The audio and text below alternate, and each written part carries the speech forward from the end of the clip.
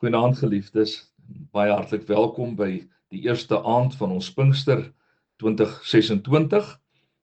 Ons gaan so 'n bietjie kyk na 'n paar gedeeltes uit die brief aan die Hebreërs en so 'n paar gedagtes met mekaar deel. Vanaand gaan ons kyk na Hebreërs hoofstuk 3, 'n klompie verse wat ons daar gaan saam lees. Maar kom ons bid net eers saam. Hemelse Here, in hierdie Pinkstertyd wil ons opnuut onsself aan U kom toewy.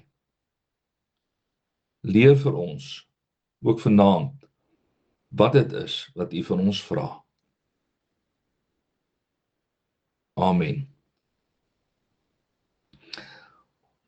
Ons lees saam met Hebreërs hoofstuk 3 vanaf vers 7 tot 15. Luister daarom na wat die Heilige Gees sê.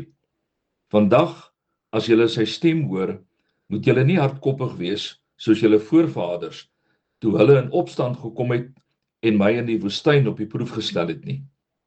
Daar het hulle my op die proef gestel en uitgetart, omdat hulle 40 jaar lank gesien het, wat ek vir hulle gedoen het.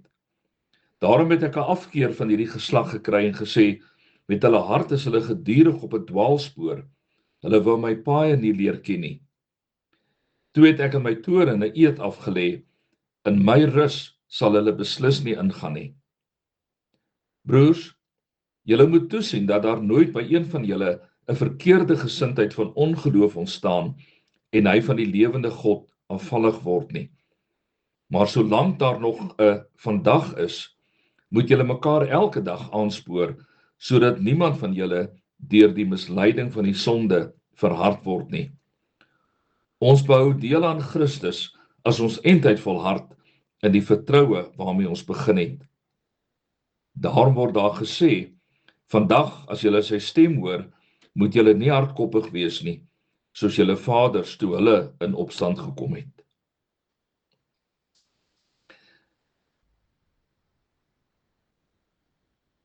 Geliefdes in die Here,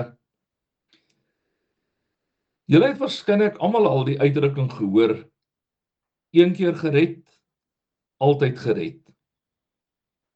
En daar is 'n goeie rede daarvoor dat mense hierdie uitdrukking gebruik.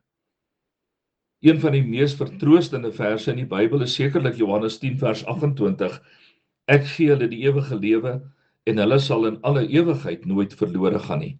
Niemand sal hulle uit my hand ruk nie. Vir iemand wat begin twyfel of hulle nog 'n kind van die Here is hierdie inderdaad 'n vertroosting. Alhoewel die skrywer van Hebreërs hiermee saamstem, waarsku hy nogtans sy lesers dat hierdie versekering nooit daartoe mag lei dat ons traag my nie agtig raak oor ons geloof nie. Dis duidelik uit hierdie paar verse dat ons elke dag opnuut 'n besluit neem om die Here te dien. Hebreërs gebruik graag woorde soos nou en vandag en 'n paar ander woorde wat daarmee verband hou om hierdie beginsel te verduidelik. Ons lees byvoorbeeld hier in vers 7 en 8, luister daarom na wat die Heilige Gees sê, vandag as julle sy stem hoor, moet julle nie hardkoppig wees nie. Hierdie is 'n aanhaling uit Psalm 95. Trouwens, 3 keer in die loop van hierdie brief word Psalm 95 aangehaal as waarskuwing dat ons vandag nie hardkoppig moet wees nie, dat ons vandag nie, soos dit letterlik daar staan, ons harte moet verhard nie. Hebreërs verduidelik dit aan die hand van die Israeliete op pad na die beloofde land, wat net nie kon ophou kla nie. Hulle het naderhand vir Moses skoon moedeloos gemaak, omdat hulle oor alles gekla het.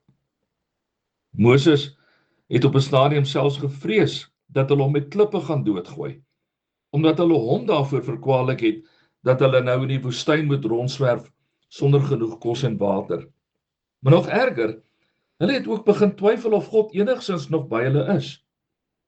Julle onthou mos die episode toe Aaron 'n goue bulkalf gemaak het en die volk toe in Eksodus 32 vers 4 verklaar het, hier is jou God wat jou uit Egipte bevry het, Israel.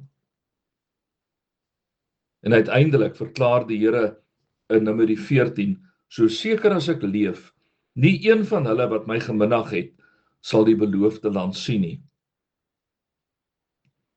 Vir die Hebreërs is ongeloof nie die sonde wat ek doen en waarteen ek beklei nie.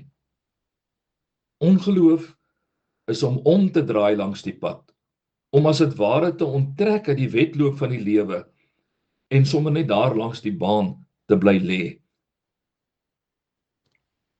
Ek het donderdag met ons hemelvaartoordenkings genoem dat ons almal mense ken wat vroeër in hulle lewe ywerig was om die Here te dien. Mense wat aktief was in die KJA en die CSV, wat dalk op 'n stadium op die kerkraad gedien het, maar wat langs die pad hulle ywer vir die Here verloor het. Hulle het goed begin, soos wat die Israeliete ook goed begin het, toe hulle Egipte verlaat het, maar hulle het moeg geraak en uitgesak. Ons is ook op pad na die beloofde land. Hebreërs beskryf hierdie eindbestemming met die woordjie rus. 13 keer deur die loop van hierdie brief vestig hy ons aandag op God se rus wat op die gelowige wag.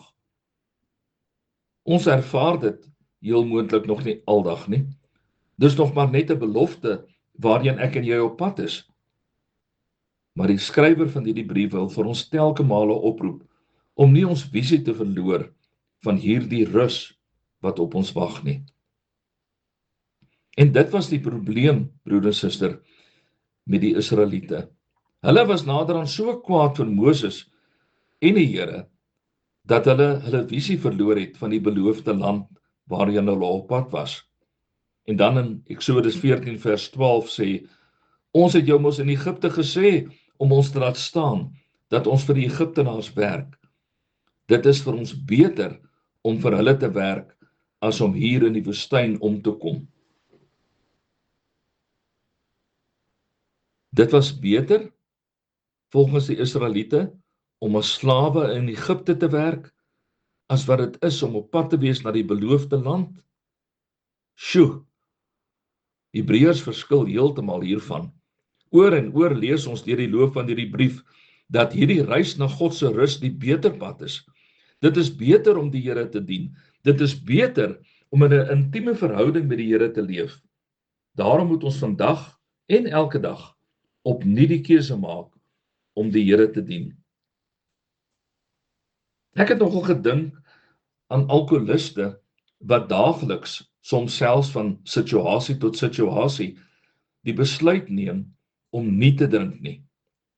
So, volgens Hebreërs, neem ons dag vir dag, soms dalk ook van situasie tot situasie, die besluit dat ek gaan aanhou met die wedloop van die lewe.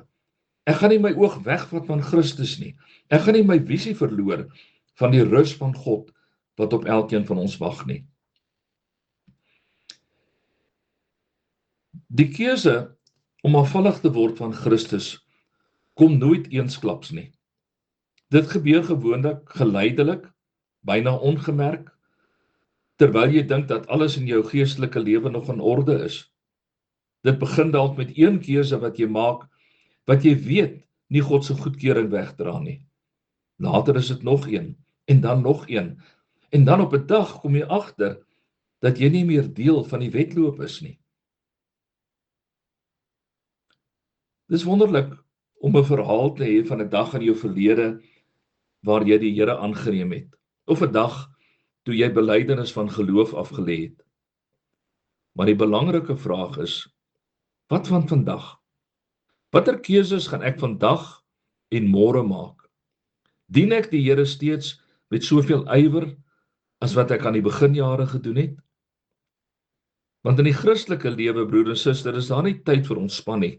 Die rus lê nog voor, maar intussen besluit ons dag vir dag, selfs van situasie tot situasie, om Christus na te leef, om keuses te maak, om hom te verheerlik, om vas te byt, sodat ons die wedloop van die lewe op pad na die ewige rus kan voltooi.